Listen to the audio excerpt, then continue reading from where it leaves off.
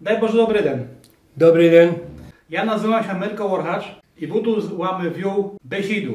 Proszę powiedzcie nam, jak wy się nazywacie, odkąd ste, gdzie ste się rodyli? Nazywam się Wanio Dziadyk. Wrodziłem się 22 żołtnia 1939 roku w Florencji, jak to powiedzieli, Pitki Czyrką, bo to tak było dalsze za selo. Mi nianio Michał, nianio pochodzili z Florynki. Ich rodzice, niania to Wanio i Eufemia. Eufemia z rodu Haburiów. Mama zaś pochodzili z Krylowy Ruskiej. Mama Paraskiewa z rodu Reniakiów. A babka, czyli mama, pochodziła z rodziny Chylakiów. Do Florynki przyszli tam Pitkiczurków w 1936 roku. W tej Floryncji, gdym się wrodził, w 1939 roku prowadziłem takie młode, dzieciacze życie. No cóż, z tego można tam było korzystać. No, pasty korowy, chodzić na jagody, na gryby, ta i bawić się z sąsiadami. Najbliższe sąsiady to były koziary, które tu na zachodzie zaś byli naszymi sąsiadami, tu koło Watry, w tej chyży koło Watry. No tośmy się tam razem spotykali, tam mam kolegów koziarów, Michał, który już dawno nie żyje. Kiedy miał już 7 lat, no to mama mnie zapisali do szkoły. Do Florynki. No od nas było dość daleko do tej szkoły, ale chodziłem. Ze szkoły to tak pamiętam kolegu Jarosława Kaniuczka, który jeszcze żyje w Legnicy, a pierwsze w Michałowi. Do tej szkoły chodziłem, ale wtedy jak była dobra pogoda. Nie chodziłem zimą, bo w górach zimy były okropne. Śniegi na 1 i na 2 często, a ja był niewielki, to bym się w tym śniegu wtopił. Czyli jem nie chodził. Sestra chodziła, o 4 roki ona starsza, chodziła do szkoły, ale mieszkała w seli, w babci i dzida tam i od tam chodziła do szkoły. No, świadectwo jem nie odebrał. Trochę jednego to, ale świadectwa nie mam z pierwszej klasy. No bo już to był koniec czerwca, już wszystkich wtedy rychtowali się w drogę, bo znali, że ich wyżeną odtal i ja już tak zanedbał i tego świadectwa nie mam. Do toho jeszcze wernemy, bo to bardzo ważna tema będzie naszej wesieli późniejszej, ale jeszcze powiedzcie nam, bo ste wspomnieli, że macie sestrę. Jak sestra mała na imię? Sestra imię ma Maryja, jeszcze żyje. Rodziła się w 1935 roku. No już ciężko ściogroczki ma, no ale jest teraz chora, leżeć, nie wstaje, tak, że to jest przykro. Tak, życzymy jej powrotu do zdrowia. Powiedzcie mi, czy ste mali więcej niż jedną sestrę? Nie mam, było nas dwoje. Jak to powiedzieli, wszystkie Wancia i Marysia, no. Jak na takie górskie warunki, to mało dzieci raczej było, tak? No raczej mało, no w sąsiadach w Koziariu to było już chyba, nie znam, no zdaje się, że 8, no ale no tak było, no to tak wystarczająca norma, no. Jako dziecina, czym ste się bawili? Oj to bawili coś to różne, tak wciali klocka, taką kolasu zrobili z tych koleczek z klocka, no zabawek nie było, to nie to co teraz, także że ta dzieci same sobie wydumowali jak zabawkę tam na pole, jak przy pasieniu korów, czy jak tak, że to z tym były problemy. No. A jak już się dzieci dasz to bawili, to czy były jakieś takie lemkiewskie zabawy? No to nie powiem, bo to ja był wtedy jeszcze młody i poza tym ja nie chodził do sela, było kawalczyk. Także jak jem wernął ze szkoły, to już tylko te sąsiady byli, że tak powiem, i tam często nawet przebywał w tych sąsiadów. No. A co to była za szkoła? To była polska szkoła, lemkiewska szkoła? No, to już była normalna szkoła, początkowa szkoła polska, no bo to już był 47 rok, to już były własne Polski. No.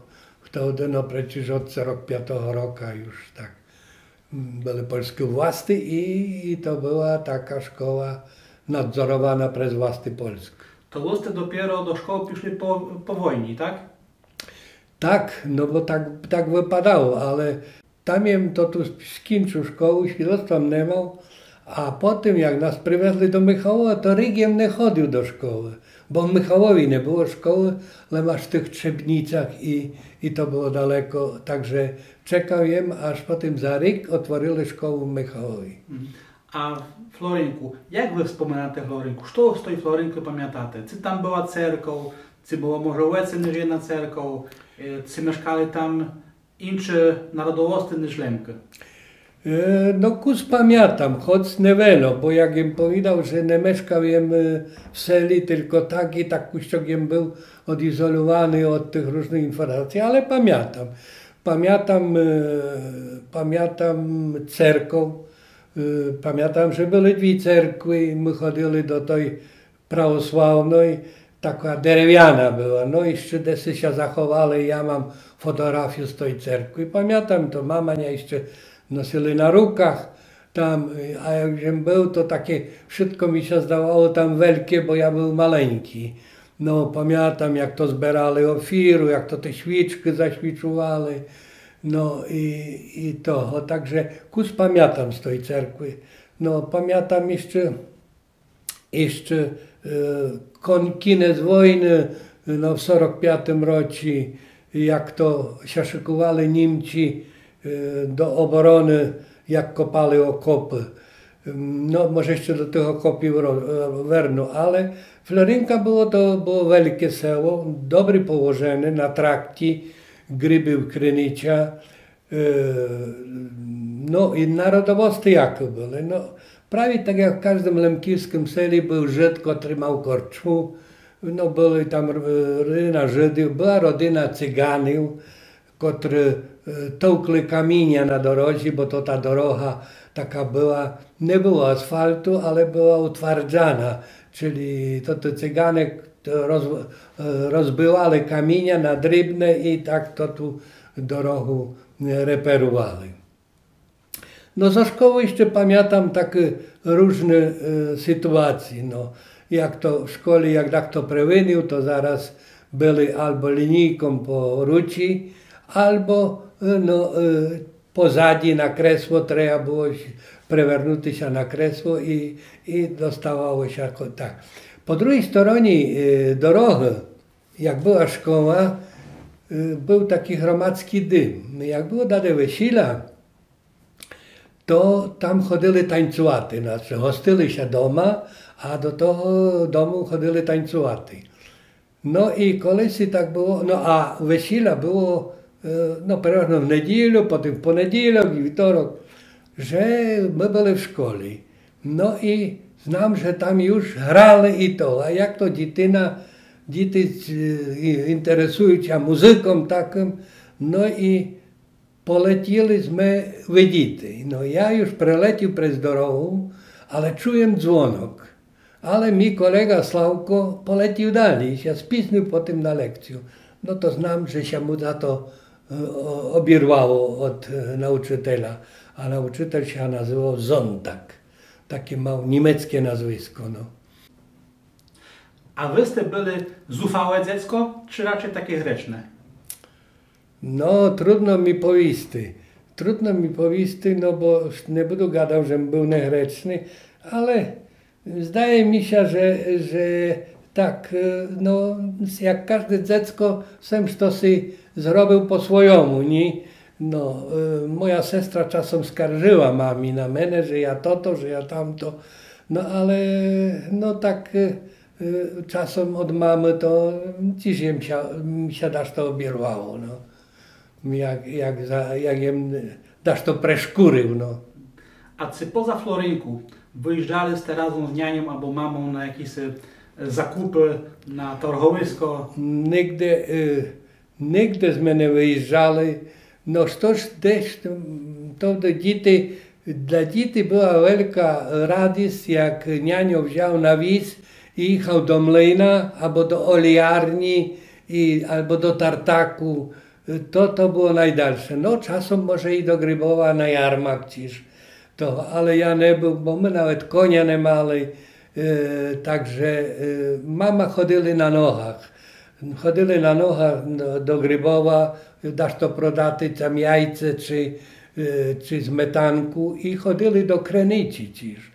Do Krenici było dalsze, wstawali tak, gdy si pojedali o 4 w nocy i do Krenici prodali to wszystko, tam mali smetanku toho, taj pojedali, kupili sobie hołowy, jak z osledzi, najeli, zjeli, taj to się chciło pity, taj pojedali w potoci, no tam ligali, żeby się napiti wody i wertali z Krenici, tak desi jak pastuchy już zaganiali korowy do domu. No. A to prodawali w tych domach zdrojowych, czy jajeczko, czy toho, no bo trzeba było pieniążki. No, doma się męczy ziło toho, ale trzeba było tam prodati, żeby było daż to kupiti syl i kanfinu, jak to gadali, naftu do litarni, do lampy, no, żeby było czym świecić. Gadali ste, że nie ma jest konia. Czym wasze rodzice orali pole? Orali lem korowami. Lem korowami orali, maliśmy 2 korowy, tam czasem jak se tela czy byczok się chował. I było dobry, ale już po wini to różne bandy grasowali. No i kolisi rano wstają mama i pojedają lament, bo korowów to się wkrał. No, pamiętam, żeśmy wylecili i poszli tak po rosi, dech to piszą, ale to już jakieś byli dobre złodzieje i wkrali. No, mama potem mnie się bliżej znali, bo kilka dni pierwsze to przyszli, tam że chcieli kupity, pozazerali, jak się zamykać stajniu, jak toho. No i potem była bida, bo nie było co zapriaczy ani do woza, no, ani do boryn, ani do pucha. No. To potem mama pojechali chyba do Grybowa na jarmark i kupili taką jajłoczku i potem podrosła, no i była korowa. No, Kiko taka korowa wtedy kosztowała? No nie powiem, ale powiedzieli, że przed winem to 100 złotych. A wtedy już nie znam jaka była wartość toho pieniądza, że kilko to kosztowało. No. A snopy i inne, to trzeba było w płachcie na pleczach nosić. No. Na przykład śmicia, bo pід korowy, się nie steliło sołomu, tak jak teraz. Bo sołoma była droga, bo z sołomu się siczku robiło. Ale to takie ihołki z ososem, czy smerekiu, to išli hrabali toto i do płachty i toto tym stelili. A jak wy pamiętacie początek II wojny światowej? Początek wojny to ja nie pamiętam, bo ja akurat się wrodził w tym roku. Ale pamiętam już koniec winy. Pamiętam koniec winy, jak już Ruscy išli ze wschodu, no i Niemcy w postraši, no tu się rychtowali do obrony. Na naszym polu wykopali wielki bunkier. Bunkier z serediny oszalowany, drewniany taki bunkier i okop išał od naszej chyży aż do starego cmenteria floreńskiego. I okop kopali tak jak Niemiec kazał i kopali przez cmentir. No, na cmenteriach wtedy nie było takich jak teraz marmurowych pamiętników. Najwięcej robił to takich było usypany kopeć i dajaki kres. Więc oni kopali przez cmentir i pamiętam, że powymitowane były kości ludzkie na ziemię, bo jak kopali, to wykupowali z robił. I po Wielkodniu pamiętam w pierwszą niedzielę, jak jego mość chodzić po cmenterii, chodził wtedy i pamiętam, był ja z mamą, to te kości tam nawet zbierali dekotry i potem chowali nazad no. Ale te okopy się nikomu na nic nie przydali. Bo pamiętam, jak przyszli, to na początku roku Ruscy przyszli do nas, przyszedł taki jeden wojak, ciż I Niemcy już tu nie boronili się, nie używali tego okopu, tylko jakieś plany inne mali, zdaje się, że w kierunku Krynicy na Sancz i wtykali na zachód, także do tych walk, do tych bojów takich tu w tym okopie, ten okop nie był wykorzystany, ani ten bunkier do tego. No a jakby do tego doszło, no to nasza chyża, to było przy naszej chyży, to już by było po naszej chyży i po nas, no. A czy wasza chyża Gnesk w 2024 roku jeszcze istnieje? Nasza chyża jeszcze było 34 roki temu, to jem był w Florencji, to stojała. Wprawdzie to te osadniki, no to już ich dziłka ze ziatiem pobudowali sobie nową chyżę, ale to ta była czynna. Ja kolись, jak jem był tam, to zapragnąłem, żeby prespać się w tej chyży. No i oni nie bardzo, ale potem się zgodzili, bo tam i woda była, i prąd był, i kanapa była, wszystko. My mali śpiwory oboje z żoną i prespaliśmy się w tej chyży. No i tak jak się rano obudził, tak jak smotrił na połału i tak mi, jak film, prechodziło to w Florencji, jak to było. I potem zadałem sobie widania na kincy, co mi się tak stało, ale no, nikt mi na to nie odpowiedział. Także, że te osadniki, które tam byli, nazywali się Twaruk, byli dobrzy ludzie. Ja jeszcze pierwszy, już po rokach 60. tam jeździł, przyjmali mnie, noczułem tam, no, mali nawet dziewki, no tak, podpowiadali mi, że może bym dalej zamieszkał w tych, no ale nie wyszło tak, także to. Powiedzmy jeszcze o tej wojnie. Czy Niemcy, okrem tego, że brali ludzi do okopiów, do kopania grobiów, czy też zabierali z sela na przykład do jakiego obozu albo do roboty do Niemiec? Niemcy brali tak, bo to te okopy to Lemki okopali. Pamiętam, no bo to musiało być dесь listopad czy grudzień, no bo jak Ruscy przyszli na początku roku, to tak. I była taka pogoda bardzo nieciekawa. I to te ludzie merzli tam. No każdy miał jakąś skrypkę chleba, jak išao z Kotrysowego sela do kopania tego okopu i potem chciał zjeść. Tak szybko chcieli wejść do chyży, żeby się jakoś zagryty, bo było zimno. To pamiętam na czerewikach, na małe czytaki, czy inne, nanosili błota do chyży. Potem trzeba było łopatą nawet skreptać to błoto.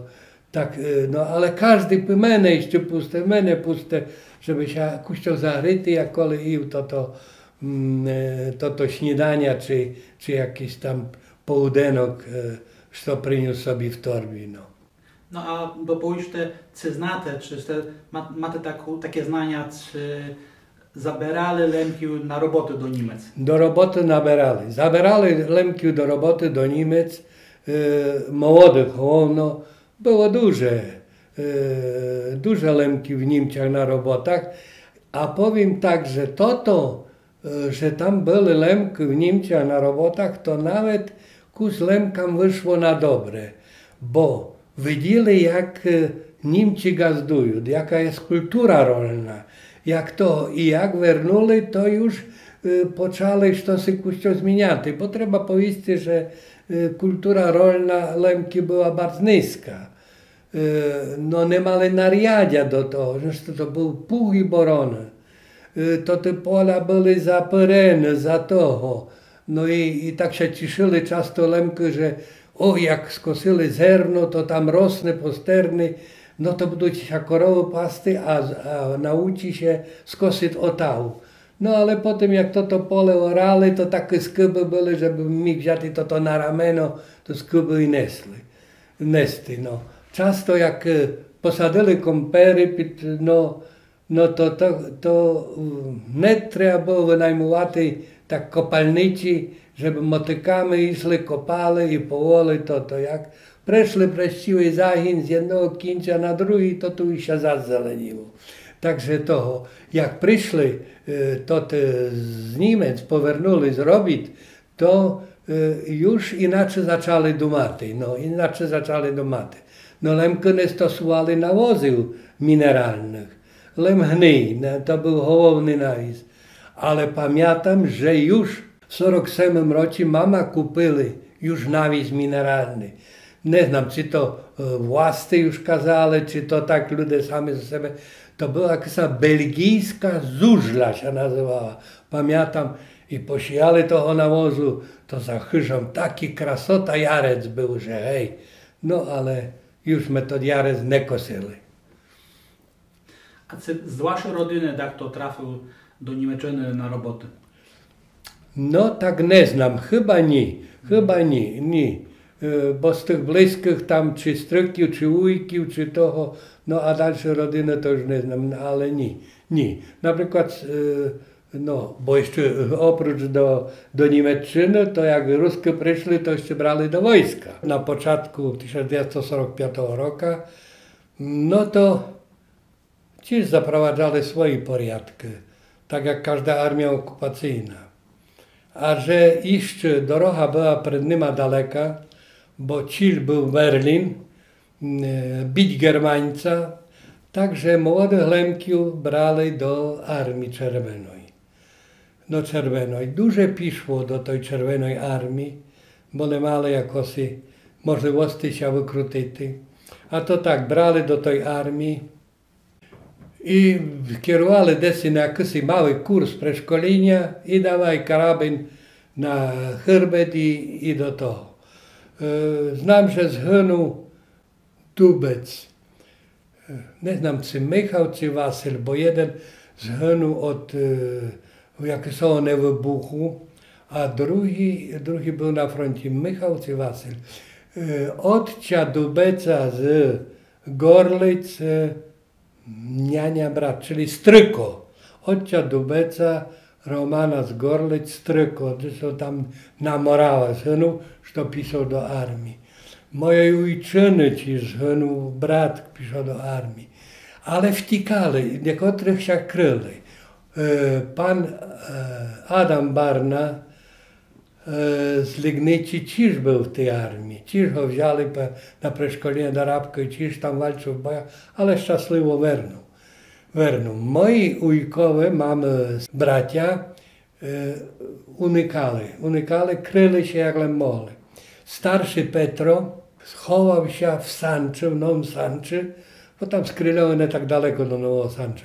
W Nowym Sanczy w rodzinie Jędrusików, pamiętam nazwisko, na podzi desy, jakieś skryć tam, żeby to.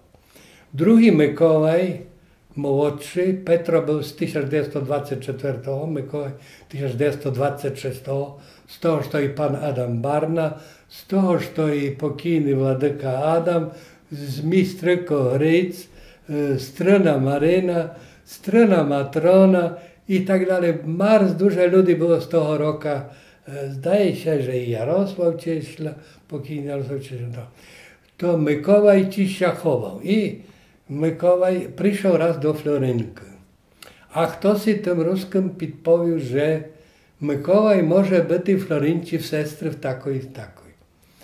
No i Mikołaj był w nas i mama zryli, że idzie dwóch wojaków z Oseła. No a tam nas dobry, jak ja mu powiedział, że chyża była tak, że było widno w kierunku Seła tu.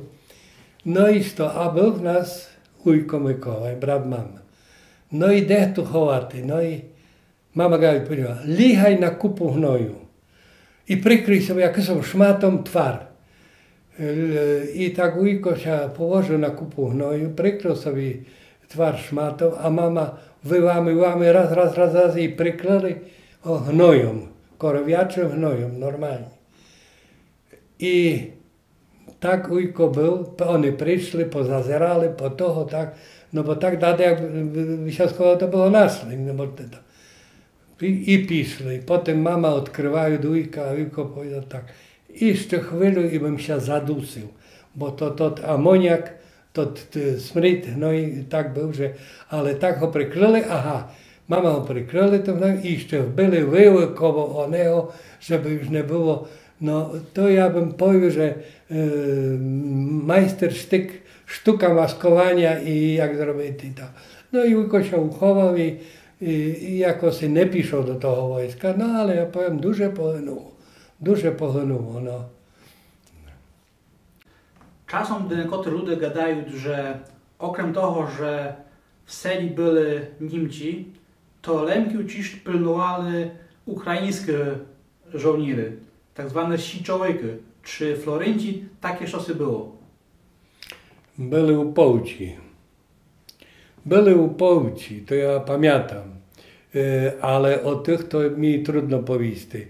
Upa było ciż w Florencji, ale to tak było. W Florencji było stacjonowało wojsko, a upa w Lisi. Do nas przychodzili nieraz, bo nasza chyża tak była miejsce, że dobry było daleko widno. Nie? I все, jak przychodzili w nocy, durkali pustit. No trzeba było pustić, bo nie było innego wyjścia, przychodzili. Z posteli trzeba nam było schodzić, bo na posteli to spali oficerowie, komandiry, a wojaki normalne na podłoży im nanesli sołomy i na podłoży, a to w piecu palili. Jak dasz to mali, no chleb jak był, to zjeli, no nie znam, czy nam zabrali pacia, czasem przywezli kawałek paciate, to tam smażyli, pekli i toho, a to kuchar toho pilnował, a to spali. No a jeden wojak był na dasi, miał dachiłku, dziurę w dasi, dachiłku zniatu i obserwował, czy dach to nie idzie, wojsko polskie nie idzie. Wojsko było polskie w seli. Choć to powiedział tak, no ta do mamy, ta powiedzcie, to dajte znać, że do was przychodzą i to, no nie daj Boże, jakby się razem spotkali, jedno i drugie, to ani chyży by nie było, ani nas by nie było. No ale ja dumam, że jedno i drugie znali o sobie, ale dawali sobie spokój. No i tak. To z ukraińskiej armii powstańczej, czy oni robili jaką szkodę? No szkodę tylko taką, jak nas to się im podobało, to wzięli. No trzeba było, w piecu palili i chleb zjeli i to, no tak się trafiło, że kiedyś w tym przyszedł Lemko, taki z ławki. No, Stefan miał na imię, nie znam jaki miał pseudonim. No to i tak zwiduło się mamy, że to tam ludzie besidują w cerkwi o nim.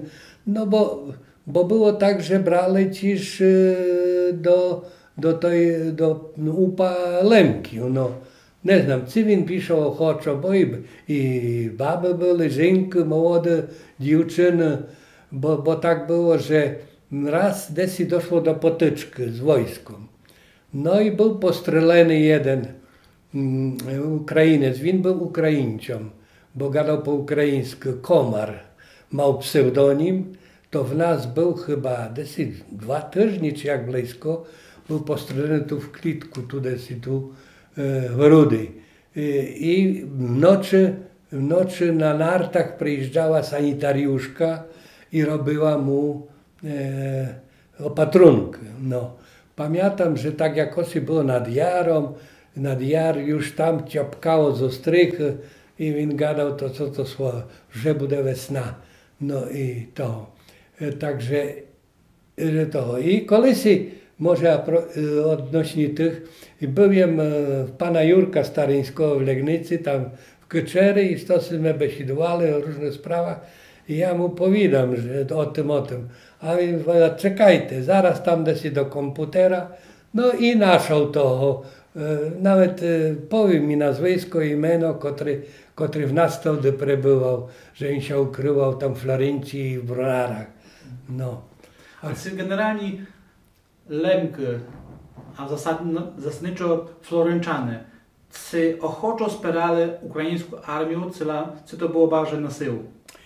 Ja dumam, że to było bardziej na siłę, że tam ochoczo nie było. No, oni robili co chcieli, no przyszli, wzięli, no musieli żyć. No, to brali tak produkty, że tak powiem, do jedzenia, jak i do stroju, ubiór. Było dosyć tak, nie znam toho, ja len czuł, że była zabawa, było wesela w domie gromadzkim w Florencji. No i oni znali, a kawalery znali o tym, a kawalery lemkівські, to honorem kawalera było oficerka, rajtka, porядny kożuch, szapku. No to przyszli, obstupili gromadzki dym i poznimali i oficerkę, i rajtkę, i kożuchy i zabrali, bo im trzeba było. Także... A czy tak to został zabyty przez UPA? W Florencji to nie znam, ale to było, wydaje się, że w Perunci. Dziś tak było. Nie wiadomo, kto to przychodził, bo różni preberany, to te mundury różne mali, raz tak gadali, raz tak. No i jeden, że przyszli raz partyzany, no to sołtys chyba to było w Perunci, czy w Czyrni, dał znati wojakom, że byli partyzany. No, na drugą noc przyszli i pід strychą opowisili. Nie wiadomo, kto przyszedł. No. UPA to wiadomo, to było już na koniec wojny, już po wojnie nawet, a Niemcy, którzy byli w czasie wojny, czy same Niemcy, do kogo zastrzelili na serii? Czy byli mocno uciążliwe dla mieszkańców? To nie znam, nie. Niemcy nawet czasem dobrą rzecz, bo Niemcy takie porządki wprowadzali, pilnowali.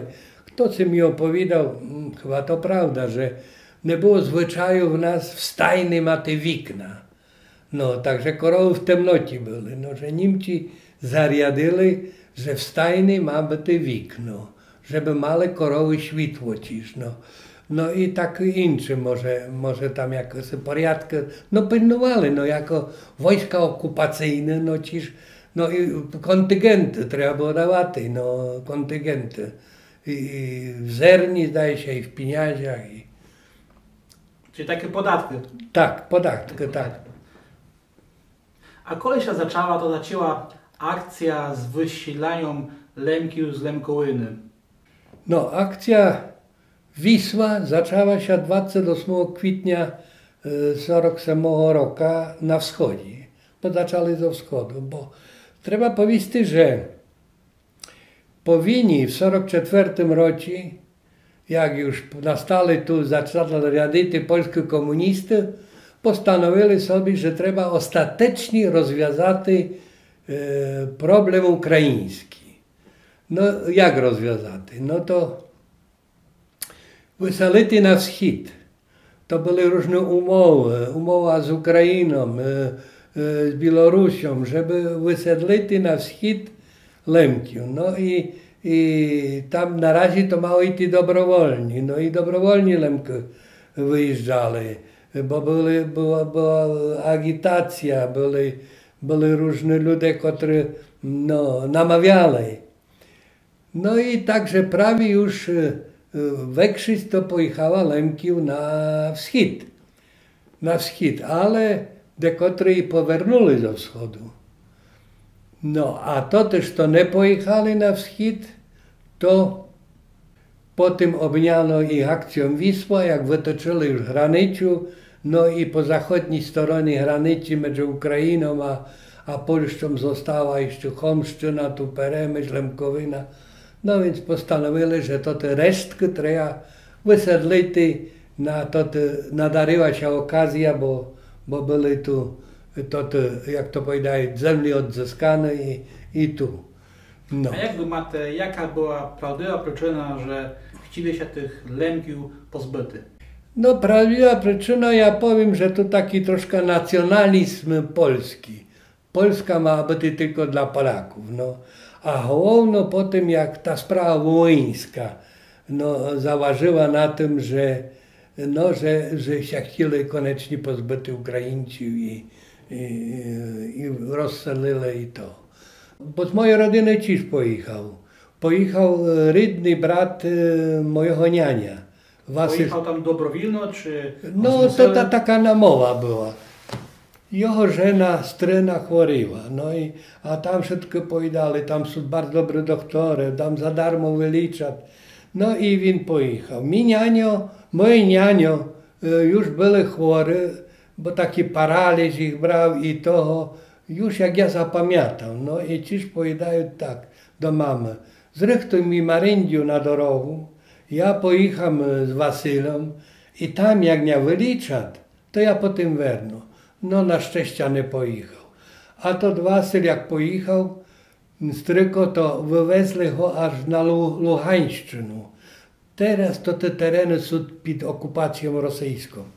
Na Luhańszczynę i jakaś gruzowa maszyna ciężarowa привезła go z tobołkami, wywalili go przy drodze i powiedzieli, здесь będziesz żyć, tu będziesz żyty. Ani domu, ani niczego, trzeba zemlянку kopać i tak dalej. Straszne było to. Straszne było i dekotry ludzie wracali z Ukrainy, ale i pokle jeszcze było można, jeszcze była granica otworena. Wernuli tak rodzice mojej żony. Oni też byli na Ukrainie, rok czy dwa i potem wernuli. Wernuli do Chyży, a tam Chyżą się teta opiekowała do swojej Chyży. Ale jak to było, jak opowiadali, jak to po prostu zaochoczowali, żeby jechać na granicę, na Ukrainę, jak tam wszystko jest, jak toho. I desy opowiadali tak, że płoty są kobasami chorodzone. No i to powiedziała moja żona teta, bo ciż była, a i ciż wernuła. Że jak przyjechała jakaś rodzina i chłopczyk to pamiętał i wylecił zaraz i litać i wernu i powiedział, ta tu nie jest żadnych płotów, aż to dopiero kobasy. I ludzie, którzy tam byli, to głodowali. Taki jeden Lemko, nie można było w listach pisać otwarcie, no bo to też to pojechali na Ukrainę, to wszystko si tu zaliczyli na Lemkowinie. Nie można było pisać otwarcie, co jak tam jest. To jeden Lemko chciał przekazać sytuację, jaka jest, to tako użył słownictwa dziecięcego.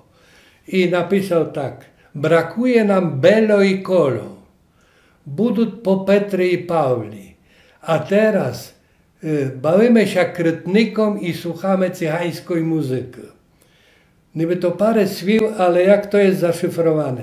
Brakuje nam Belo i Kolo, bo to dzieciacze sformułowane. Brakuje nam chleba i kompery. Budуть po Petry i Pawli, bo po Petry i Pawli zaczynali się żniwa, no i tam już można było wydobywać kąpiel z riada taki, żeby zisty. A bawimy się krytnikom. Krytnik to był miejsce paska do spodni, to taki sznurok, tu napiszyty i tym sznurką się trzeba obwiązać, to było i tu jakoś zapnięty i to było, zastupowało pasok. No bawię się krytnikom, bo bryż coraz mniejszy, to trzeba było to zacichać. I słuchamy cygańskiej muzyki, bo ktoś powiedzieli tak, że jak tak to hołoden, to mu kyszkę marsza grają. A taki jeden w kniści, taki jeden Bilcarewian, w kniści Petra Morianki, to ta Bilcarewa jest to ciż opisane, Nestor Repeła, poeta bilcarewski. Był na robotach w Niemczech i jak wracał zrobić w Niemczech, to tak się elegancko się ubrał w Niemczech, prezenty, suweniry, podarunki przygotowył, to dla toho. No i nieszczęścia wracał i napała go banda polska desywliś. Ohrabili go za wszystko. Ale i śmieją się to, de ty wracać, ale tam dosyć nie osewa. De ty wracać, twoich rodziców nie, nikogo tam nie, tam już jest jakiś tam ktoś. No ale jeszcze byli Bilcarewianem i się tam zatrzymał w Kołosy, no i pojechał na Donbas za rodzicami, bo rodzice na Donbas pojechali. Pojechał na Donbas i tam mu powiedziają, tak, znasz to, ty puścił preszą świta, powiedziają, że wracają dekotry na Lemkowinu. Ichaj ty do Peremyśla i sprawdź tam, jak jest naprawdę. pojechał do Peremyśla, ale granica już była zamknięta. Tam powiedzieli, że tam masa ludzi chciało wrócić, już ich nie pustili. Nie mieli ani grosza, ani kuska chleba i mieszkali i merali z głodu. I tot Nestor Repeła pisał wersze, a potem napisał w takim wersze jak to: Він po śmierci sobie pójdę do Bilcareły. Jak pochody tu, tam, to potyczki, horboczki pozazerać, no bo już za życia nie mógł to zrobić. Podobno wielki poeta lemkiewski Iwan Rusenko, który też mieszkał w tym seli Krasne i pojechał na Ukrainę, tam był uczytelem, też taki napisał wersz, że jakby chciał pojechać na Ukrainę, zazryć to i chciałby odwiedzić Lemkowej, no ale też już nie odwiedził, bo net wmerł na infarkt, na zawał, daje się w 60 roku, czy w 60, no i też nie wernął. Także to też to piszli bardzo żałowali, no. We krzosty na pewno. Przyszedł rok 47. Dla Lemkiów była taka tragiczna data. Powiedzcie mi, jak wy i wasi rodzice wspominali z tą akcję wysiedleńczą? Jak to się zaczęło w waszych ryżach? No jak już im powiedział, akcja wysiedleńcza Wisła zaczęła się 28 kwietnia na wschodzie. No i to tak išło tu pomaleńku na zachód po kolei. No, powiedzieli dekotry, że to na 24 godziny informują i tak dalej, że będą wysiedlać. I to było tak, ale ludzie już znali, ludzie się pierwsze rychtowali do tego. Zbywali skryni, tak suszyli kompery, tam chleba, czy to, aksesuary i tak dalej. Rychtowali się, bo znali, że to będzie, jak idę tak to. No, w Florencji to było tak, że 27 daje się sklekali wszystko. A jak to robili? Że przychodziło wojsko, no i wojsko okrużało selo, żeby nikt to, a w seli był sztab i potem to te wojaki chodzili po chyżach i wyganiali. No, że den pierwszy, 27 sklekali zebrania w Florencji, desi przy plebanii, nie znam kotry, chyba grekokatolicki. No i powiedzieli, że do zarany, do godziny południowej wszystko mają z wozami, z dobytkiem, takim i takim, znajdzie się na drodze, która idzie w kierunku Grybowa. Ale ja powinnam, ludzie już się rychtowali. My pierwsze cisz. Pamiętam, że raz z siostrą piszliśmy, ale to już chyba było cisz, nie znam, czy 2 czy 3 dni przed naszym wyjazdem, tu za to tu górą Kiczyrku i tam było widno na dorogu w Brunariach. Więc tam eszelon się taki formułował, wiz za wozem, do wozu korowy, przywiązane dzieci tam przywozi i toho. I tak z siostrą pamiętam toho do Gneska, my gadali, że my ciż tak będziemy wysiedlane, wyganiane. No nasza świadomość tej sprawy to była niejaka wtedy, nie? Ale widno, że ludzie gadali, dorosły, rodzice i my to znali, że taki los i nas spotka. Tak jak im powiedział, że ja już po świadectwo nie piszę do szkoły, a jak było, to pamiętam, że przyszło 2 wojaków do nas, no ale powiem, że zachowali się greczni, spokojno, bo inni powiedzieli tam na wschodzie, nie znam, może i wyselane Lemki się stawiali, nie, że doszło często do takich jakichś tam scysji, że nawet wojaki pobyli tych wyselanych Lemków. No u nas to było greczni, no ale jak było? Tak jak wsiadli, ludzie płakali, czuwali obrazy, porowy. No i my nie mali konia, bo jak już im pierwszy gadał, no to te korowy, to zapriahli korowy do woza i nam przydzielili wiz dodatkowy.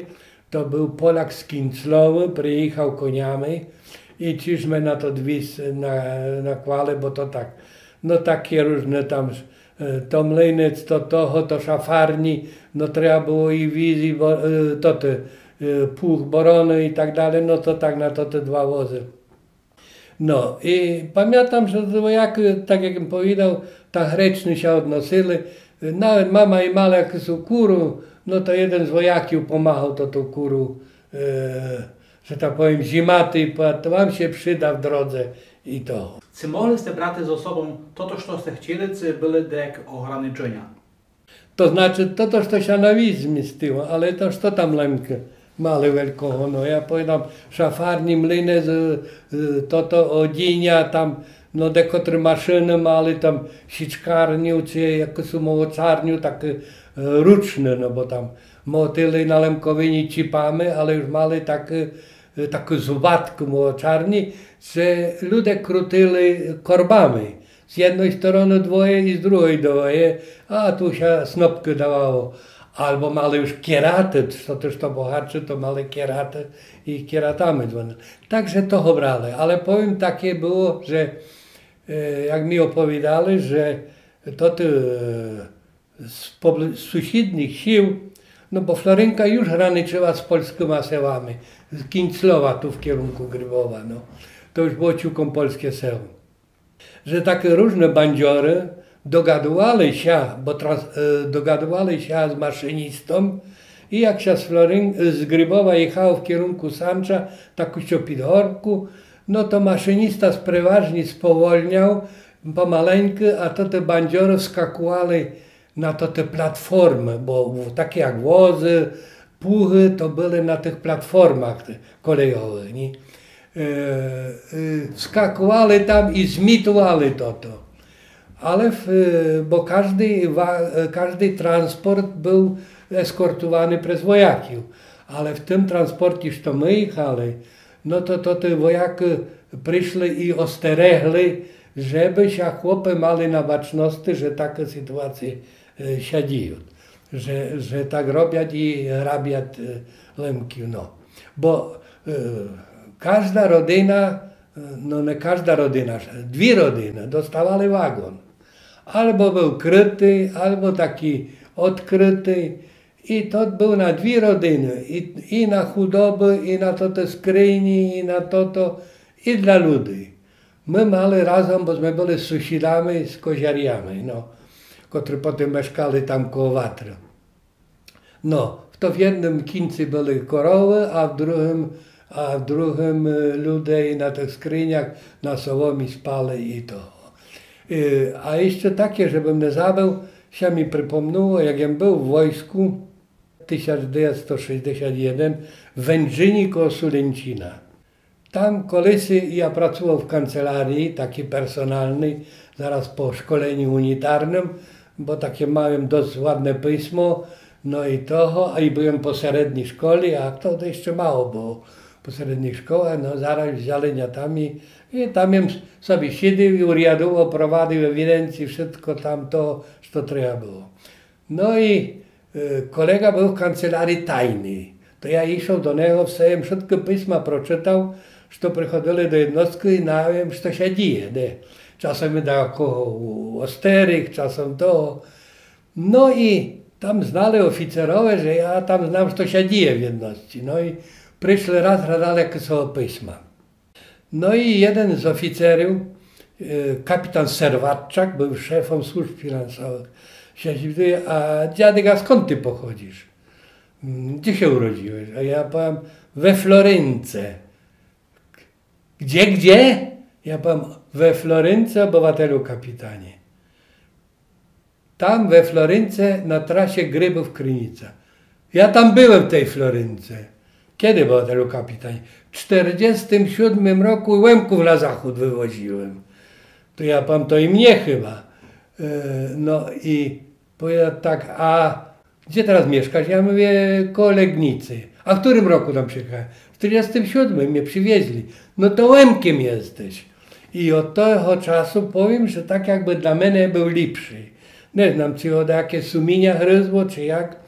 I jak jem już jechał do domu z jednostki, piszę do niego, żeby mi kartę taką obiegową podpisał, bo ja tam w sztabie współpracował ze wszystkimi kancelariami. Czekaj, wyjął klucze, zamknął, chodź pójdziemy teraz do kasyna i wypijemy wódkę. No i takie. Potem żałuję, że trzeba było pojechać, ale wtedy inaczej człowiek dumał, jak wernął z tego wojska. Do jaki, że powiem, interwiu z nim zrobić, żeby dać to opowiedział i zapisać, no ale to już propało, już to minęło. Sam transport na zachód to pamiętam, bo to tak, były korowy, no było bydło, to tak, że pociąg się strymował choćby w pole, a chłopy mali przygotowane kosy, wyskakowali i kosyli. Pamiętam taką scenkę, jakaś kraskoniczy, był cywyka, no i chłopy już gotowi, wyskoczyli i kosiać z płachtami i to, a gazda wyskoczył tam toho i dychaniat, krzyczeć, ale wojaki powiedzieli, mają kosyty i już, no. Także, że pamiętam tak, to już chyba choć opowiadał o tym Oświęcimiu, o Jaworznym. Tak nie do końca ludzie ochoczo opowiadają o tym Oświęcimiu czy Jaworznym, bo albo nie znają, albo się boją dlaczego. Czy wy macie może dać to do powiedzenia? No ja znam tyle, że chodzili, to było w Oświęcimiu, chodzili od wagona do wagona i mali wykaz. Wykaz, kogo trzeba wziąć. Mali wykaz i przyszli do wagona naszego i wyczytują, dziadek Michał, niania. A nianio jeszcze po drodze popuchli róg i w ogóle już tak to mama przyprowadziła niania tu do wyjścia, posмотрели i machnuli ręką. Ale duże wzięli, kilkanadziesiąt tych młodych lemków z tego transportu. Kilkanadziesiąt i prowadzili ich tam przez miasto, na to policję czy na UB i tam byli, jeden z nich to był w Czerwonej Armii, ma odznaczenia, jak wkazał, to wtedy go przestali być. Prowadzili jak bandyty, no, ale zdaje mi się, że nikogo nie zamkli z tego transportu z naszych. A czym akurat łażochoniania wzięli? To na pewno chodziło o UPA, że banderowci w nas przebywali. I ja dumam to, bo pro incze nic nie mogli, bo to nianio tam. No. Nianio się dade może udzielali? Nie angażowali. Jak ja zapamiętam, nianio był chory. Aktywista był? Zajmowali się domem, tym, co tam można było. Nic nie byli żadnym aktywistą. Najprawdopodobniej to dotyczyło spraw UPA. Czy nianio też to opowiadał? Co mu robili, dlaczego mu tak robili, o co się źdłali? No nie wzięli niania na policję, na milicję, no, czy na to UB, nie wzięli niania. Niania liczyli, a tamtych to byli, no. A bo sobie gadali, że go wyczytali. Wyczytali, ale leczyli. Leczyli, posмотрели na ruki, na nogi spuchnione, tak, że już nie był taki pełnosprawny. No, rozumiem. No i niania leczyli. A to Jaworzno, to co to za miejsce było dla Lemkiów? Bo tak często o nim czujemy, tak? Ale mało kto tak naprawdę gada o nim prawdę. Ja tam bliższe to nie znam, ale to był taki obóz dla Lemkiów i dla Ukraińców. Lemkiów i Ukraińców, no, który władzy komunistyczne uznali, że to byli wrogowie narodu, czy jak tam, no to ich tam zsywali. No tam niektórzy pohynuli. Nie pamiętam tych chwili, już musimy sobie zryty, bo już wticze to wszystko, ale no taki to był filtracyjny obóz. No. Zresztą Lemki byli po małej kategorii. A, B i C zdaje się. To bardzo groźny, bo trzeba znać, że na zachodzie nie można było w niektórych miejscach i osiedlać Lemków. Daleko od granicy, daleko od miasta, dlatego, bo to taki, bo to niebezpieczny. No, dla Lemków najbardziej by byli tu na zachodzie dobre tu Karkonosze, no i skoro Zachód. Ale tam nie wolno było, bo to blisko granicy. Także toho, bo Lemki w chorach byli i w chorach by zazbysia naszli, no ale nie wolno było tam ich osiedlać. Kilko trwała taka podróż z Lemkołyny na zachód Polski? My w Grybowi, zdaje się, koczuwali 2 albo 3 dni. Do Lubina my przyjechali, zdaje się, że 6 rano. 6 albo 5 lipca rano. No i przyszli tam jakieś, koniec podróży, wysiadać, rozładowywać się. No i to transport, który przyszedł do Lubina, to był podzielony na 3 części. Jedne pojechali na Bajkiu, tam za Rudnu, jedne na Gulału, tam Gulaw, takie seło zrobione, a resztę do Michałowa. A to tak, przyjechało auto i zabrało chłopiów i objeździli ich w kazuale, desud jak chyży i toho. No i akurat my, Strykowe, no i tam toho wybrali Michawiu i naszliśmy się na Michałowie. Ale my szli, my aż trafili na drugi dzień do Michałowa. Na drugi dzień, czyli to z 5 na 6 chyba, tak. Na drugi dzień za to, że trzeba było w Gorzycach nocować, bo korowy nie pokonaliby 20 km w jeden dzień. I trzeba było ich napasty, odpocznuty. I jakoś my się dovezli, dojechali do Michałowa i najechaliśmy na podworec, tam właśnie do tej chyży, gdzie jest Watra, razem i rodzina, i koziarił, i pierwszy jakieś warene, tośmy mali kociołku z Wotoliny na podwórcy zupu, bo pecy były porozwalane, wikna ciszy. To Polacy już to pierwsze przyjechali, to chodzili i szabrowali, no. Także, że potem to i tam my dostali 2 pomieszczenia, a koziary dostali 3 pomieszczenia i było wece. I to w tych chyży przy Łatrowisku, tak? Tak, przy Łatrowisku. Potem... A to was przywezli w to miejsce i wam powiedzieli, że tutaj budete mieszkać, czy wyście sobie sami wybrali to miejsce? Chyba sami, już nie pamiętam, no. A tam ludzie to tak chcieli. Bo można było tam jeszcze wece, bo przyjechało 33 rodziny do Michałowa. I tyle prawdopodobnie było chyż, ale wszystko powiedzieli, tam my tu tymczasowo, my nie wernemy. No i chcieliby tyczyć na kupi. No i w większości domach po 2 rodziny.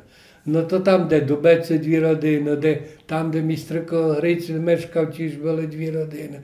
No tak po dusze było tak, że to, no. Ale niedługo my tu byli, potem my się przenieśli tu, gdzie jest to ta porożnia, gdzie Gojdycze byli, no koło cerkwy.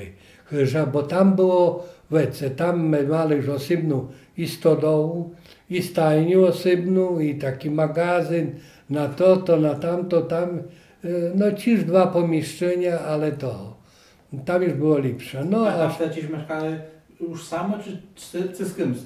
Tam no Gojdycza, rodzina Gojdyczy była. Teraz Płaskoni mają, tak, teraz to mają Płaskoni, no. No tam 2 stodoły były, to ta nywsza to była małe Gojdycze, a my mali, zdaje się, to tu drugi koniec, no. To ste tak chodzili z chyży do chyży? Tak, no tu, aż potem mama desy się dogadali, że tam jest takie, no to już była Jaroszyłka, no. Tam, gdzieśmy potem mieszkali, jakoś się opuszczać, taki bażan był no i tam my się przenieśli. Tam już mieścia było pić dostatku. Do chyży można było pić tak prosto, bo była pusta, czy trzeba było dać to zapłacić za to? Kto wydał taką decyzję, że może te się heł albo heł zamieszkać? Nie, w Michałowie więc tak. Po jakimś czasie przyjechali jak są urzędniki i powiedzieli tak, żeby się wybrali, że nigdy odtąd już nie pilu, to będą mieszkać, że każdy, żeby się wybrał, co trzeba, no to mu to przydzielać. No. To znaczy nie było tak, żeby tyle kilo zmał pola Florencji, no i to, kilka chciał toho pola, to mał, to i chyżu, jaką ktoś wybrał, to mu dali. Za tamto, što lišilo się na Lemkowyni, a tu konkretnie Florenci. No. Bo to, što po nas Florenci, to zabrał skarb państwa. To nie było tak, że to dosadny, który przyjechał po nas, że mu w kniżkach tych wieczystych, że mu wpisali po dziadyku tam twaróg. Tylko to poszło, kniżki piszli do pieca, żeby ślidu nie było po lemkach, a tomu twarogowi przydzielili ze skarbu państwa. Tak, żeby tak zaterty to te ślidy. No. Ludzie opowiadają, że w Michałowie była pierwsza cerkow, albo pierwsze miejsce, gdzie ludzie się zebrali, żeby służbę Bożą odprawić. Czy wy pamiętacie ten moment? Nie znam, czy akurat ten sam moment pamiętam, ale było to 26 sierpnia. No bo trzeba powiedzieć, że Lemki żyte były bardzo cerką, bo cerkow dla Lemkiów to była wszystkim na Lemkowyni. No, takim oseretką, to znaczy raz jako cerkow, jako dom Boży, a jeszcze trzeba powiedzieć, że przy cerkwi na plebanii to się odbywały różne kursy, tam często wczyli jak pecze, jak waryty strawy, tam jak wyszywania czy toho, to takie była to ta parafia takim dobrym oseretką dla rozwoju toho sela. No, a tu, no jak przyszli, no to cóż, to ważna cerkow, no trzeba cerkow, tyle nas jest, 33 rodziny Lemkiów, to było 165 osób z Florynki, potem 21 rodzin to było Ukraińców, z Żabcza i Połturzyna, czy tak zdaje się. No i tamte ci byli prawosławne, no i tu hľadali. No pokійny nie Michał, ale Wasyl Romaniak, nianio pokійnego Michała Romaniaka, no taki był, widno, do toho pojechał do Lubina, po zezwolenie i potem odnaszał księdza. Odnaszał święcennika toho, że to był Florynci w czasie wysadlenia, czyli ojca Stefana Bieguna. I otec Biegun przyjechał i odprawił. Pierwsza odprawa była 26 sierpnia, a w zimnej wodzie była 19 sierpnia. Czyli to najpierwsze w Stodolowicach, Studzionkach było późniejsze. Już nie pamiętam, ale późniejsze była ci odprawa. Bo to Barna kiedyś, pan Adam Barna powiedział, że jaka na niego radość była, jak tam on brał udział w tej, bo on tam mieszkał koło Chobieni, to jest Studzionka w Stodolowicach, na pierwszej odprawie na zachodzie. Ludzie opowiadają, że bardzo często było tak, że do jednego sela trafiał najwyższe 1-2 rodziny, a w Michałowie jestem czudą aż 33 rodziny. Czy wy macie takie znania, czemu akurat tak się stało, że do Michałowa trafiało aż tak duże Lemkiów w jednym skupisku? To, że to 2-3 rodziny posterechali, tak jak powiedział, żeby tam blisko miejsca, nie blisko toho. Tu dumam, że za to się tak stało, że to były nieciekawe miejsca, nieinteresne za to, że pisok, dom poroszmareny, no i tak to. No podobnie było w Jaroszywci. W Jaroszywci też, że się 28 rodzin, zdaje się, przyjechało ze Szczawnika. No. Także tu było takie większe skupisko. No większe jeszcze skupisko było tam w Lepynach w Stanach. No i nie znam gdzie jeszcze. Tam gdzieś koło Sulęcina, w Gliźni, zdaje się, ciż tam. Bo ciż tam jeden transport piszą. No bo z Florynki pojechali 3 transporty. Jeden do Lubina, jeden do Lepyn, tam koło Nowej Soli i jeden do Sulęcina, a jeszcze to resztka, co została, to douczyli do jakoś to trafiła do Przymkowa. Tak Florynku rozparcelowali. A wygnali z Florynku, jedni piszą, że 908, drugi, że 927, no, a na Ukrainę pojechało 200, także no, w Floryncie dużo ludzi mieszkało. W Floryncie Lem została jedna rodzina Kaniukiów, a została za to, że to Kaniuk to był dorożnikiem, miał funkcję taką to państwową, to go liczyli. No. A jak opowiadali, jak to było tam, to Kaniuk, to już Wanio Kaniuk opowiadał, że potem stali, смотрят po seli, pusto, porożnio, jak wyjechali już Florynczanie, pusto, porożnio, де pies chodził, jaka kura, kit, no, що się nie dalej. Malisz tę możliwość besidłaty z panem Kaniuką? Tak, besidłowiem, bo powiem, że za to, co on tam zrobił, no, syn został tym, no, jest świaszczennikiem, no to już młodszego, bo najstarszy to był Leszko Kaniuk. No i syn Wanio Kaniuk się ożenił z Natalką od Koziariu, co tu przyjechali na Michałów. No to ja z nim besidłował tak, to opowiadał, jak to było, że to, ale i opowiadał, jakie oni przeżyli po tym, no tam ciężkie czasy. No bo właśnie, byli same. Ale same. Jak im się tam żyło? Bardzo ciężko, bardzo ciężko. No ludzie duże Florynczanie, którzy jechali w góry, to все w nich wstupiwali. To tam taki był jak dom wycieczkowy, no bo do Kaniuki, to. My jeszcze jak my stawiali to te kresty no, w Floryncie na cmenteriach, to my też wystąpili do Władyka Adama, jeszcze był Władyka pokійny Władyka Adam, z pismem, żeby nadати Kaniukowi order Świętej Maryi Magdaleny trzeciego stopnia za jego wkład, za jego to, co on tam przeżył i tak dalej. I dostał Kaniuk ten order Marii Magdaleny na wniosek tego komitetu organizacyjnego to budowy tych kresty w Floryncie. No a tu to ta odprawy to ja już późniejsze pamiętam. Boże, to były takie czasy, że grekokatolicy nie zważali, że to jest prawosławne, ale że to jest nasze, bliskie, słowiańskie, no prawie takie same. To Szczawniczanie tu z Jaroszyłka przychodzili, zjeżdżali się, a tu aż tam za Chojnowa, z Kryłoj. Jak było do jakieś światło, to tam w Kaniuczki na tym podwórcu, że tam masa furmanów było, duże, bo koniami przyjeżdżali, z Czmena przyjeżdżali. Jeszcze mi kolega Łukasz Woźniak opowiada, jak to było. Kupa ludzi.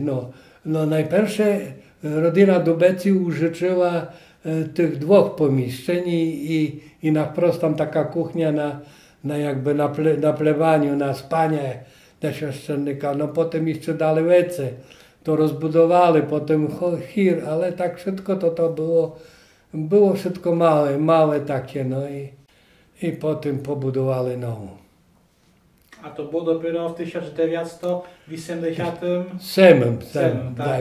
To no. Duże roki po akcji Wisła. No to po w międzyczasie powiedzcie mi, czy wyście chodzili do szkoły? Bo to może był obowiązek, czy nie było obowiązku? A było, no nie, no ja do szkoły chodził. No tak jak już im powiedział, że jeden rok nie chodził, jak my tu przyszli.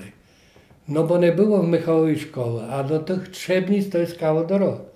Potem stworzyli tu 4-klasową szkołę w Michałowie. No tam gdzie ten budynek stoi, no w seredinie, nie wiem kto tam jest. Jak się idzie A to przy asfalcie? Jak się zjechać do Michałowa i tu idzie się na cmentir tą dorożką tu, no to po lewej stronie tak niższe jest taki po niemiecki budynek, to była szkoła. Chodziłem tam do 2., 3., 4. klasy. Potem zas nie było 5. Do 5. chodziłem do Trzebnic, tam była szkoła, teraz tam sklep jest, koło kościoła zaraz blisko, do Trzebnic. Potem w Ciżne było wece tam, do 6 do Michałowa, bo już było 6 klas. A do 7 aż do Żabic. Aż do Żabic. Czy wczyliście się języka lempijskiego w tych klasach szkoły osnovnej? Nie wczyliśmy się języka toho, ale tak, nianio już jak nie mogli robić nic, to dużo czytali. Czytali kniżki cerkowne, święte pismo i toho i chcieli czytać dasz to wece lemkівські. I jak ja mał chyba 9 czy 10 roków powiedzieli do mnie, że napisz list, ale my adres wzięli od Kalcy, od stryka do Karpackiej Rusy, do redakcji, do Ameryki. No, żeby przysłali dasz to. Ja napisał ten list i przysłali paczku, gdzie to ta nasza kniżka jest, no to jest taka prawie jak Biblia lemkівська. No.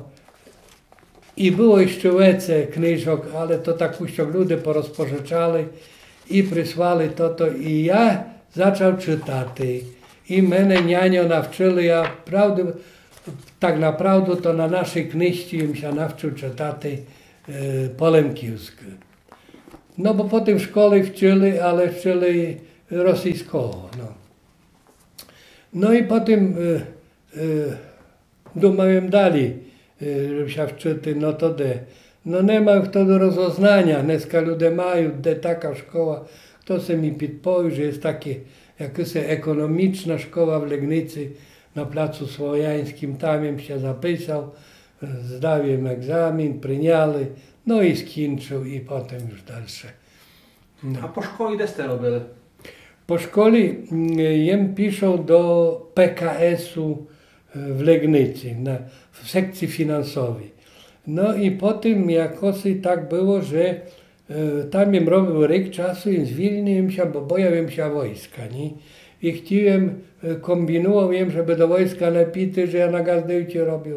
Nic się nie udało, piszę do wojska, ale to wojsko ciż mi nie zaszkodziło.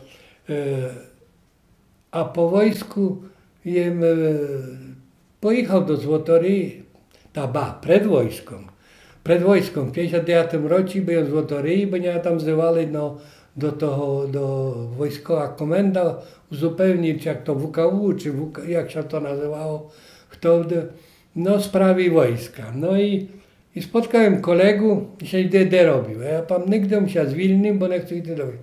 I pan chodź tu do banku, tu jest fajna robota, pan ja tu robił i to. No i zaprowadził mnie do banku, potem mnie tam zapisali mi adres, dostałem pismo, żebym przyszedł. No, że nie przyjmę do roboty. I piszę do tej roboty w banku.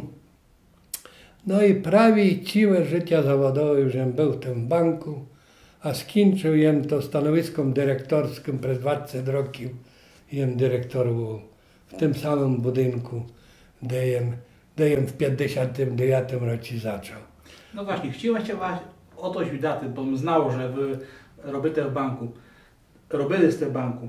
Czy to, że ste byli lemką, niejak nie szkodziło w robocie w banku i uzyskaniu tak wysokiego, że powiem, stanowiska w banku?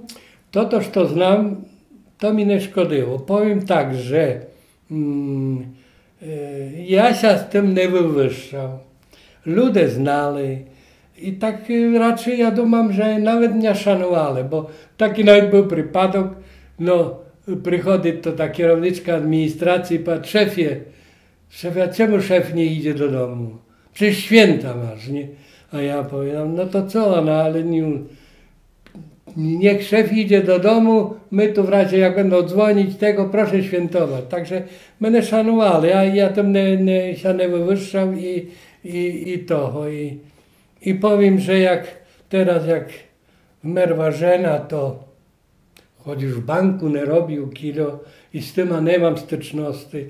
Tam desy się skleknuli, winec kupili i przyjechali cztery pani delegatki na pochoron i pamiętali. No.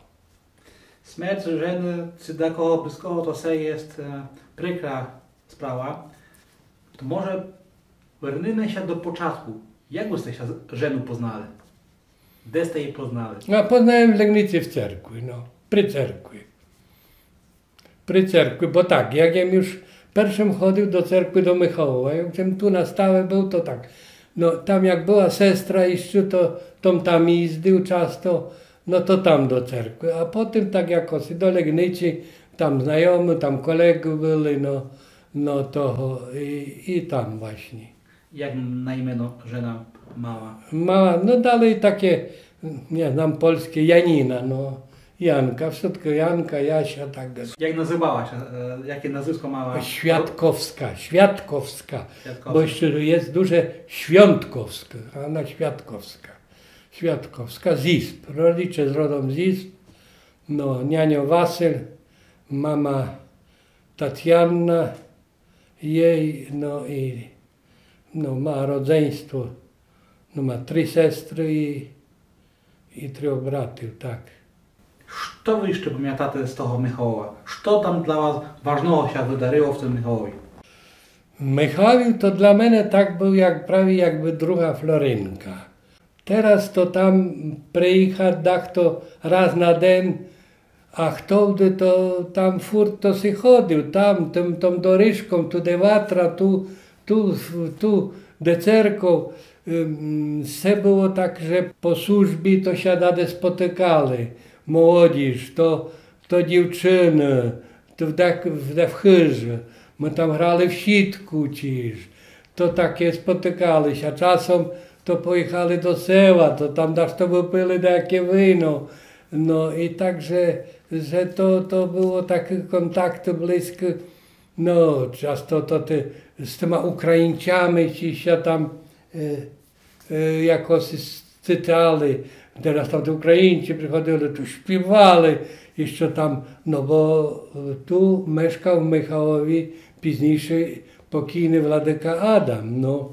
Mieszkał tutaj, tam potem do Mistryko, nie? Mieszkał Teofil Dubec pokojny, ciż. No, oni głosy mali, no mi pokojny Strykogryjc, czy Stryna, która pochodziła z Kaniuki, ciż. Że tu takie było, przyjeżdżali tu z innych terenów kawalerowe, ladaty dziwok.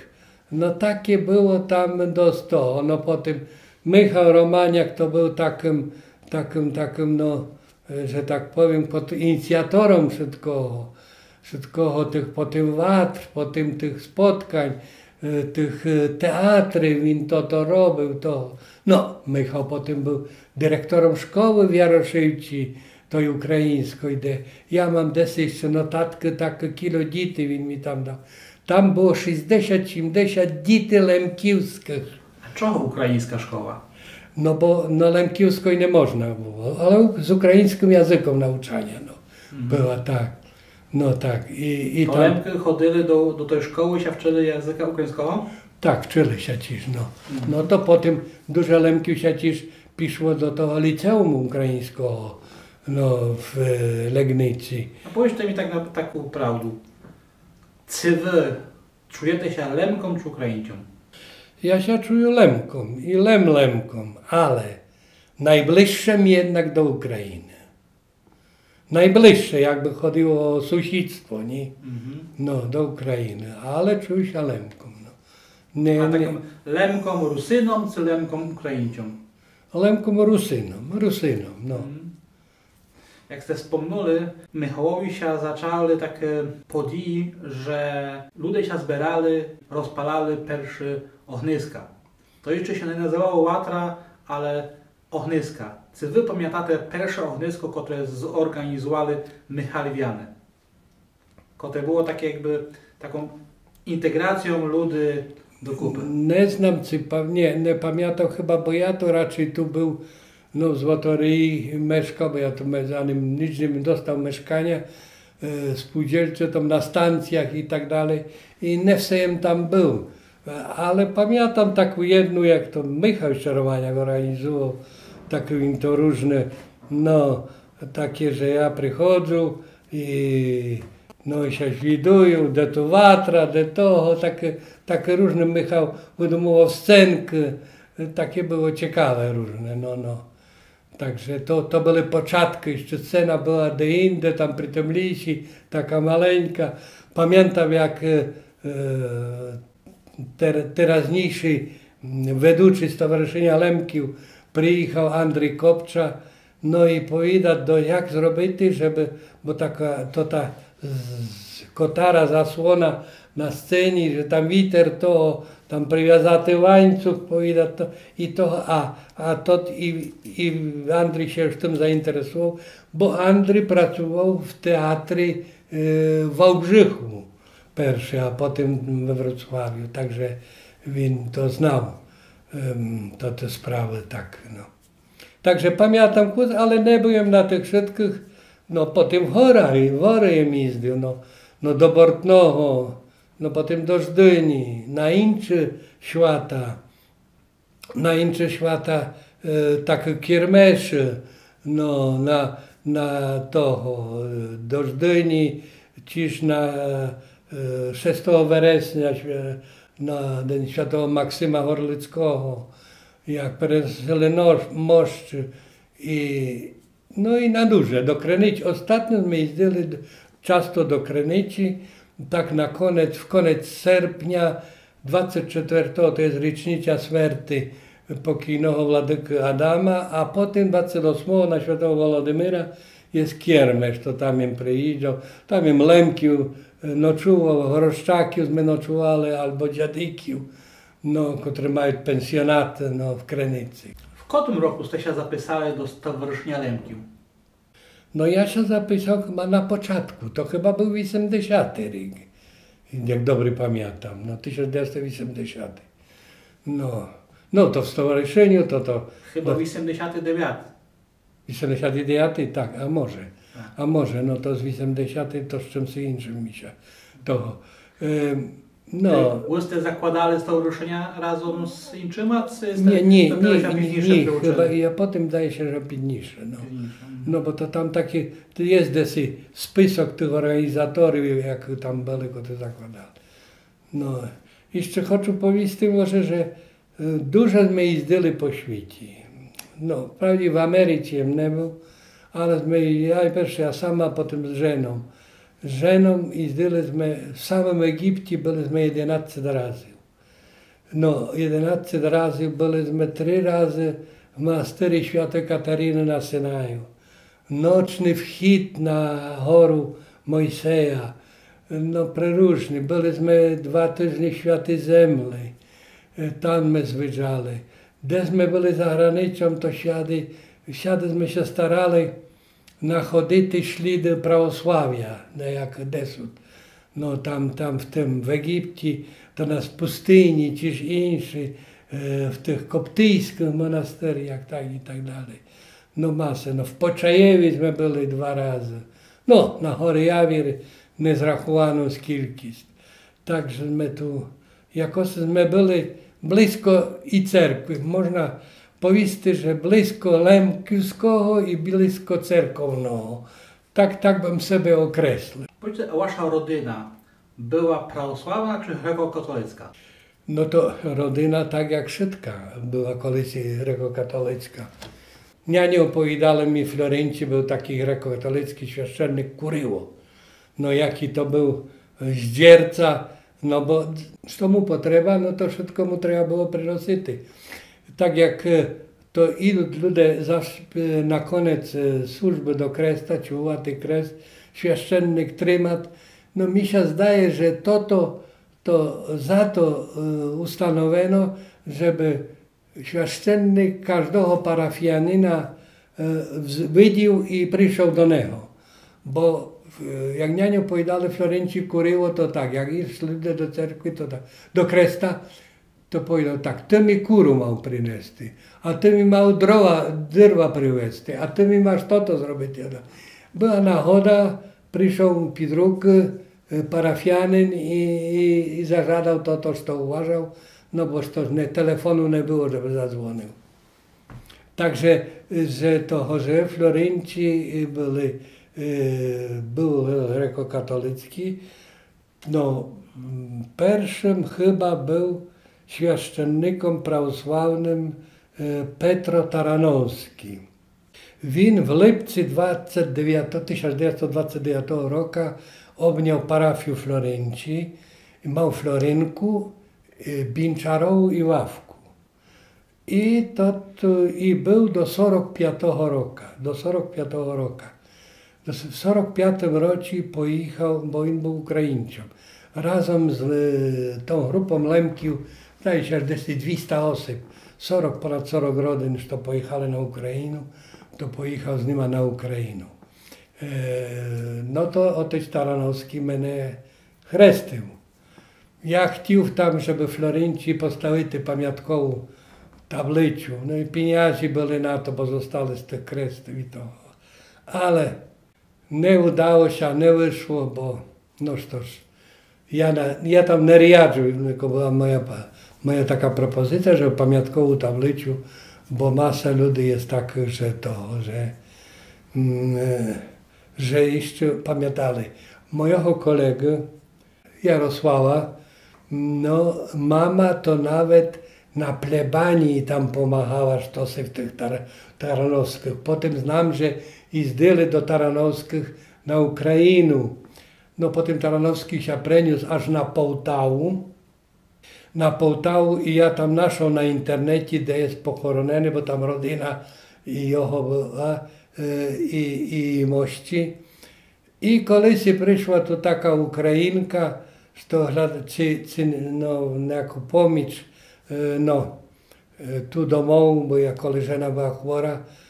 No i gdzie ona odkryła i ona z tego miejsca Hadziacz, tam, gdzie jest pochowany otec Taranowski. I ja powiadam, że tam to, ja na internecie widział, jak to cmontier, a to ta cerkwa. No tak, wszystko się zgadza, no ale to ona nie może znać, no, że tam taki jest pochowany. Ja jej powiem, że jak kiedykolwiek pojedę, żeby tam zazryła, że tak jest, no. Wspominaliście z Kolsze Besidzi, że w Michałowie mieszkał władyka Adam. Tak. Z rodziny Dubeców, prawda? Tak, Dubec. W Chorach teraz jest otec Roman Dubec. No i w Michałowie też żyli dubci, którzy udostępnili pomieszczenia na cerką. Czy to te 3 osoby, to są jedna rodzina? Dokładnie ja to nie powiem, ale tak. Znam, że tak. Moja babka, dziadykania, to była sestrą babki otca Romana z Gorli. I jeszcze była, no takiego habury, to było ich 4 czy 5 no sester, one pochodzili z Haburył, zdaje się, i to były, także to są rodzina do Dubeców, do Teofija, no to też rodzina sme, i bo ja gadał teto, mami Teofija, teto. To też rodzina już dokładnie nie potrafił powiedzieć. Także to jest rodzina. No tak było w Florencji, że ma bardzo dużo rodzin o jednym nazwisku i często o jednym imieniu gazda był. No czy Habura Łanio, czy Habura drugi Łanio, to musimy mu coś jeszcze dodać, żeby było wiadomo jak. No. Lemki nie jeździli daleko, lem się żenili prawie w tym samym seli, czy na drugim seli. Wyniatok był taki, że pokinął Michała Romaniaka Dido, czyli Wanio Gojdycz, co mieszkał tam koło cerkwy, pochodził z Zindranowa, a ożenił się do Florynka. I ja kiedyś pokinął Michała, się świduje, a jak to się stało? To oni się poznali w Ameryce. I w Ameryce się oni pożenili, zdaje się, i potem przyjechali tu i jakoś było tak, że ona pierwsza przyjechała, a potem inni, ale poznali się w Ameryce. Bo ja powiem, de Zindranowa, a de Florynka taki kalendor.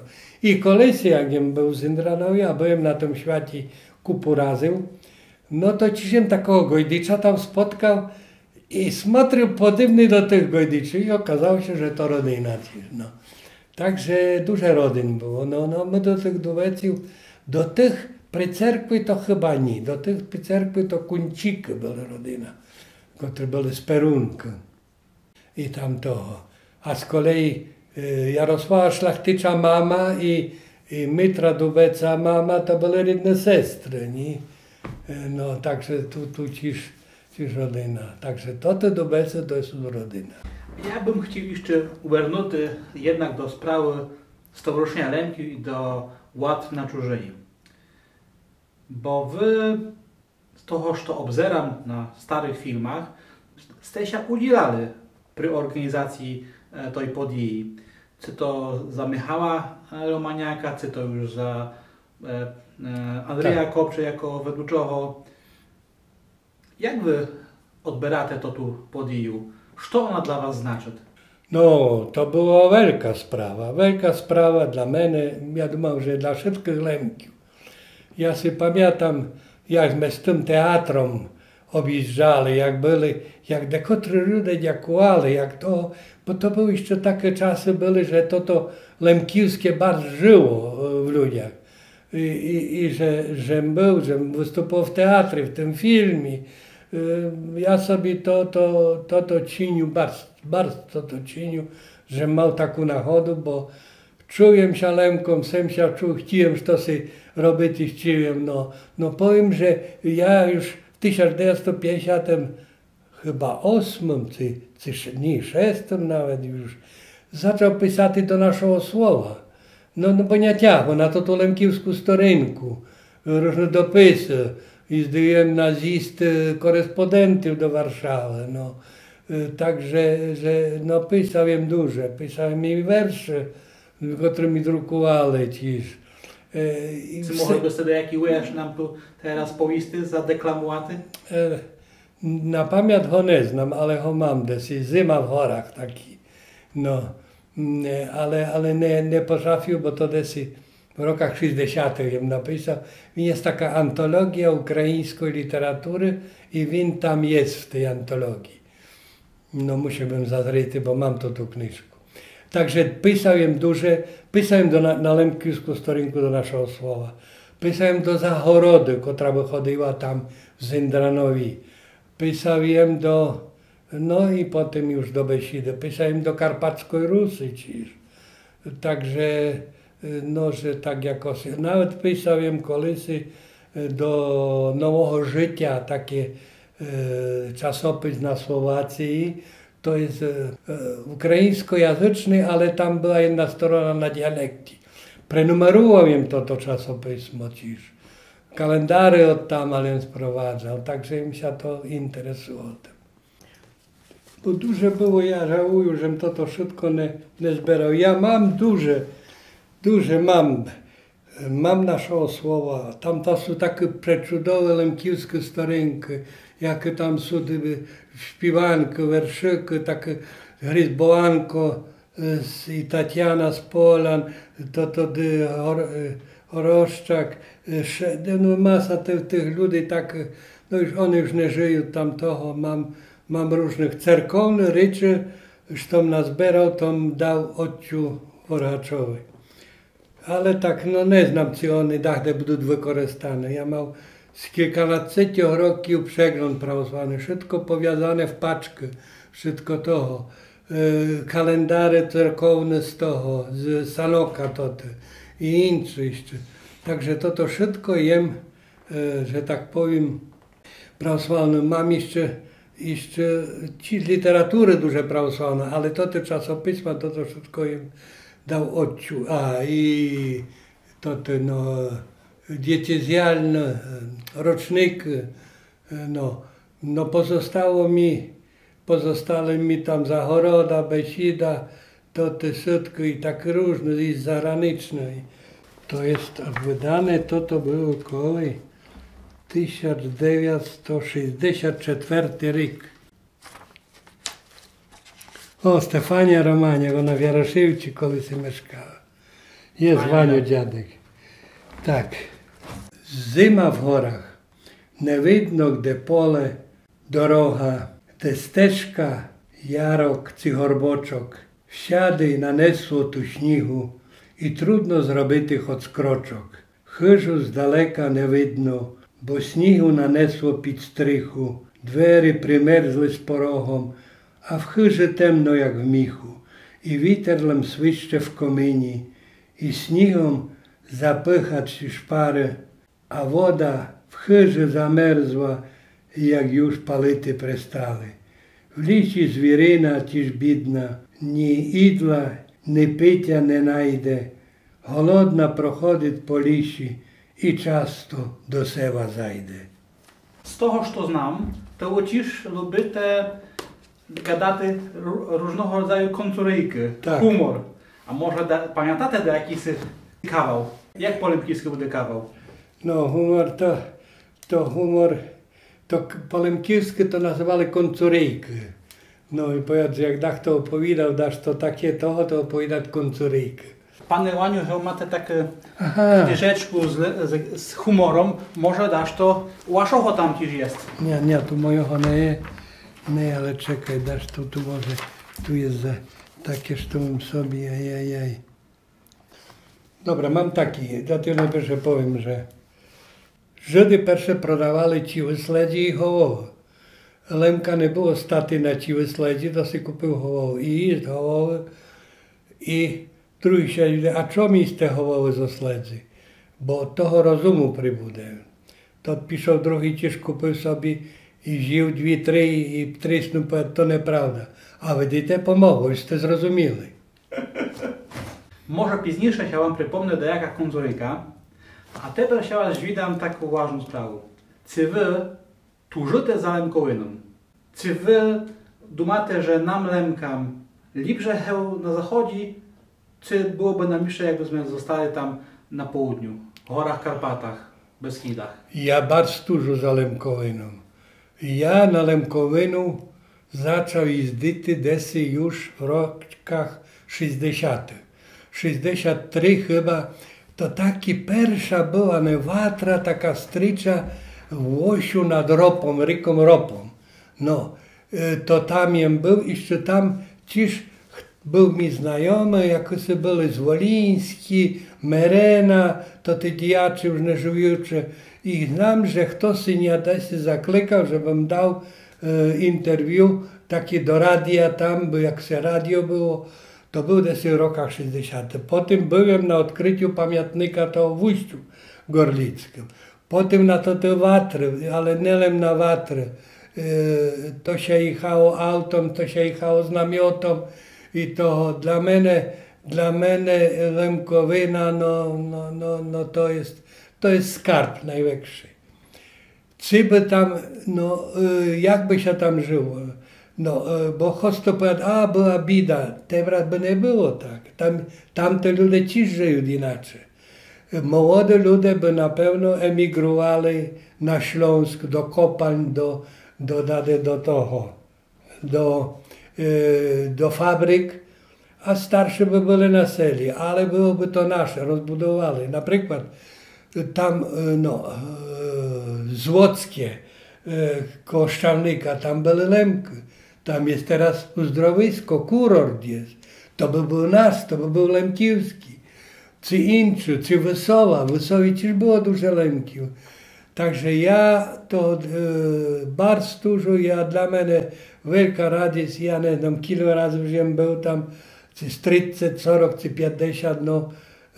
I все z radistą jechali, tak jak powiedział już, że tak jem mało ochotu w swoich chyży się prespaty, no prenocowaty i to także dla mnie.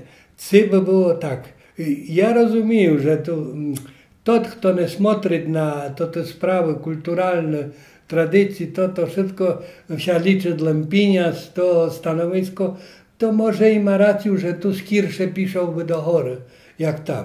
Ale tam też. No na przykład, moja kuzynka, mojej mamy, sestry, dziewka mieszka w Czarnej, tam tu koło Świdnicy. No, jak Świdnica i dalej się idzie na Hanczą, na Uście. Jest tam, jej dzieci i wnuk, i dwie wnuczki od Czarna. studiują sanczy, no i też będą kymsy, choć mieszkają na Lemkowinie, choć to ta czarna nie jest takie seło, to już takie, jakby to powiedzieć, de trakt przechodzi, czy jak tam na Puszczach na uboczu. Także życia by się na chora, ale byśmy byli na swoim, byliśmy panami, mali swoje lisy, mali swoje pola. Na pewno tam, jak powiadają, oraty i siaty jest trudno, bo i to te urożaje marne, bo albo zima, albo wymerzne, albo deszcze, ale tak jak i teraz, ludzie już tam coraz mniejsze sił. To ewentualnie trawy, no to ta moja dwujedna sestra to ma hodowlę, mają korowki, kosy i mołoko prodają dni. No bo to jest lepsze, no jak to. Także ja jakbym mi ktoś, czy bym choć raz pojechał się pożegnati z Lemkowiną, bo ja może też zauważył, jak to tam mer Michałowic, czasem takie słowo popraszczalne w Holoszu, to ja wse nawiązuję do spraw tych, bo świeszczennik to świeszczennik, swoje religijne. Choć Horbal teraz to czyż jest patriota, no.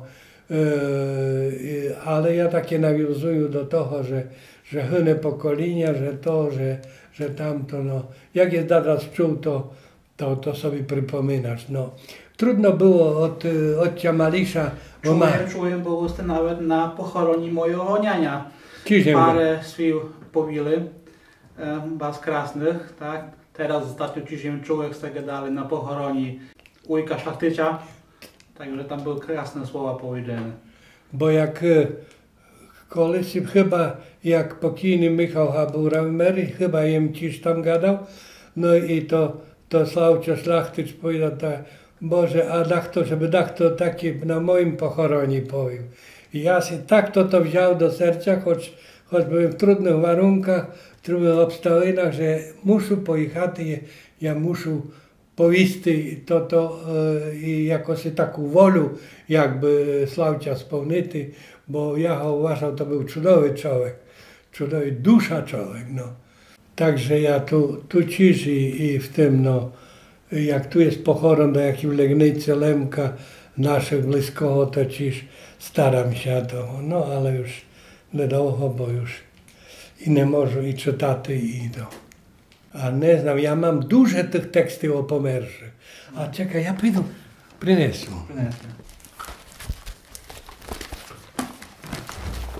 Tak, chyba. 33 rok, tak. Rosso przyszedł na świat. Tak, to jest to. Mam to. Tu Wanio Kobani, to niedawno było tam Besidi. O, tu mam Michał Habura. Ja mam tu inni.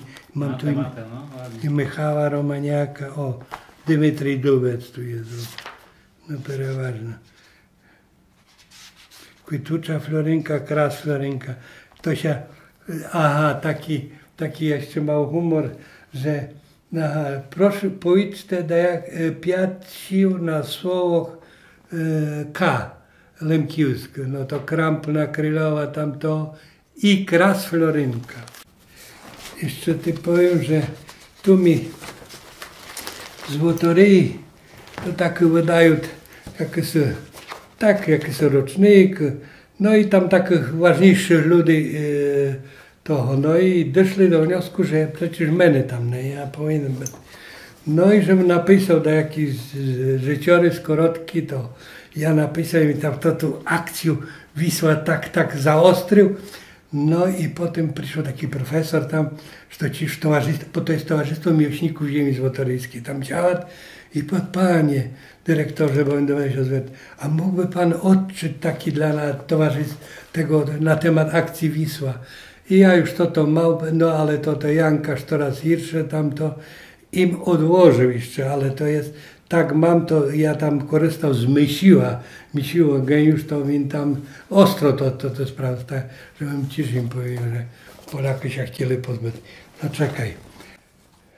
Всечесний Отче Адаме, дорога родино, покійного Jarosława, ta wszystko zebrane na dnešním pochoronie. Pokojny Jarosław przyszedł na świat 15 maja 1933 roku w Florencji w rodzinie Teodora i Anny z domu Dubec. Swoje dzieciacze i dorastające lata przeżył przy rodzicach, pomagał gazdівці, chodził zbierać ryby i jagody, ta chodził do szkoły. Życie na Lemkowinie było ciężkie, ale prochodziło wśród swoich i na naszej pradziadowskiej ziemi.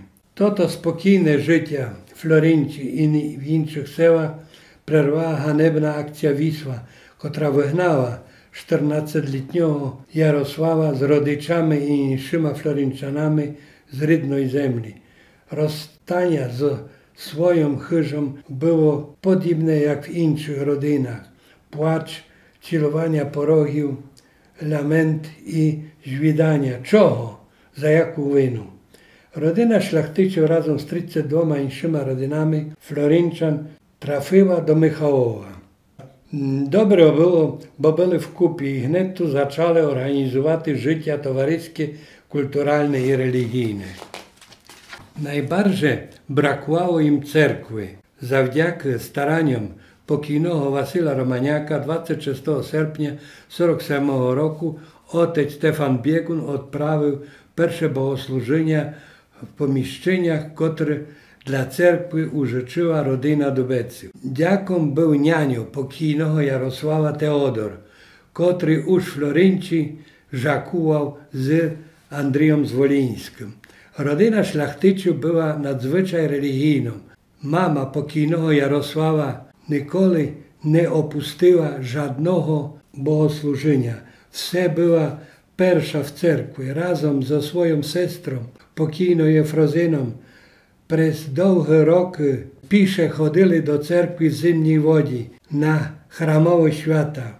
Pokojny Jarosław z żoną wychowali syna i 3 dziewki i doczekali się wnuki i prawnuki. Pokojny Jarosław nie pokończył wysokich szkół, bo jeszcze wtedy były inne czasy, ale przeszedł szkołę życia. Był czesnym i skromnym, дуже towarzyskim człowiekiem, bardzo wrażliwym, żył po chrześcijańsku, a drzwi do jego serca i chyży wse były otworzone. Był osobą o duże teplą i życzliwą. Często żałował, że nie pokończył szkół, ale to nie było widno. Był kulturalnym człowiekiem. Lubił i szanował ludzi. Był kochany przez rodzinę i przyjaciół. Był mocno związany z cerkwią, tak jak i rodzice. Długie roki śpiewał w cerkownym chorze, miał cudowy głos. Bardzo dużo przysłużył się lemkiewskiej kultury, osobliwie watry w Michałowie. Był wse ochoczy przy organizacji watrianego świata. Długie roki rozpalał watru jak najstarszy mieszkaniec Michalowa. Chciałoby się bardzo dużo powieści o pokojnym Jarosławie, ale żadne słowa nie zastąpią żalu po jego śmierci. Wasza przysutność tu dneska świadczy, jak drogi jest dla was pomerszy Jarosław. Każda śmierć przychodzi niespodziewanie, za skoro. To ta cisz, bo 90 roków to niby duże, ale z drugiej strony to lem chwila. To ta śmierć jest wielkim bolem i stratą, nie tylko dla rodziny i bliskich, ale i dla lemkiewskiego środowiska. Pokojny był lemkiewskim patriotą. Na naszych oczach kończy swoje ziemskie życie pokolenia Lemkiów narodzonych na Lemkowinie. Pokolenia, które dużo wyterpiło, ale i bardzo dużo zrobiło dla ratowania naszej wiary i naszej kultury. Wielkie zasługi ma w tym też pokojny Jarosław. Śladem tego działania jest Michał, gdzie stworzono małą Lemkowinę. Na żal to ta Lemkowina, lemkiewska oaza też pomału hynie, bo z tych 165 Florenczan, jakich przywieźli w 1947 roku, zaliczyło się 4 osoby i kilka poza Michałową. Większość z nich leży tu na cmentarzu. Tu буде нова Лемковина, з котрої ж ніхто нікого не вижене. Дорогий Славчу, бо так їм часто до тебе бесідував. Pamiętam, jak w 46 roku byli my razem na Lemkowinie, Florynci i інших селах. Зазрі тепер до нашої коханої Флоринки. Обізи, що тобі рідне і близьке. Зазрі, де я ще народив, де я ще бавив з хлопчиськами, де я дорастав. Не бійся, нічого, там уж не є того вояка з карабином, що в 47 році виганяв вас з рідної хижі. Позирай на чудові краєвиди Флоринки, на природу, на Лемковину. Послухай, як на кочері шумять буки, смереки і алечі, шумять по-лемківськи. Назбирай собі пахнячих малин, ягід, як колиси. Сядь собі на бережку мостиші і послухай, як крашні черчуть вода по каменях, так як давно. Зазри на старий і новий цмонтір, де гроби наших предків і про пам'ятне кресне поставлені при помочі Михалив'ян. Якщо тим wszystkim натішиш, то верни зас до нас. Верни ту, де родина і близько. Чувай над нами. Блаженно пам'ятий Ярослав прагне wszystkim подякувати і попрощатися. Дякує отцю Адамові за духову опіку, вчорашню і днешню охоронну молитву. Дякує отцю протоієрею Репеві Лубінської парафії за душпастирську опіку в останніх днях життя. Дякує церковному хорові за вчорашній і днешній спів. Дякує жені, дітям, внукам та правнукам за довгу, добру опіку до останніх днів життя. Дякує тіж оставшій родині, сусідам та знайомим за спільні хвилі життя.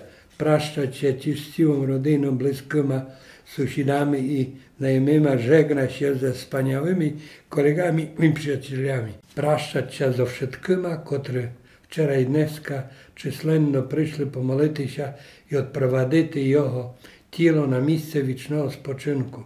Пращаться ті ж з тими, котрі не могли тут днеска прийти. Дорогий Славчу, лишаш нас злем фізично, але залишишся в нашій пам'яті і серцях. Кохано ніколи не вмирають. Вічна я тобі пам'ять. Panie Łaniu, może macie jeszcze dać to takie, co byście chcieli rzeczy, a o czym im się was nie widział? Taśmy po kuściach wszystko poruszyli. No można by jeszcze te kotry sprawy zgubić, rozszerzyć, ale думam, że to może wystarczy na dneska.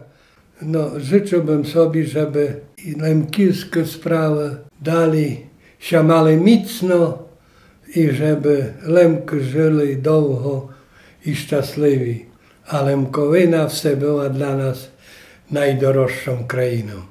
Dziękuję. Dziękuję za besidu.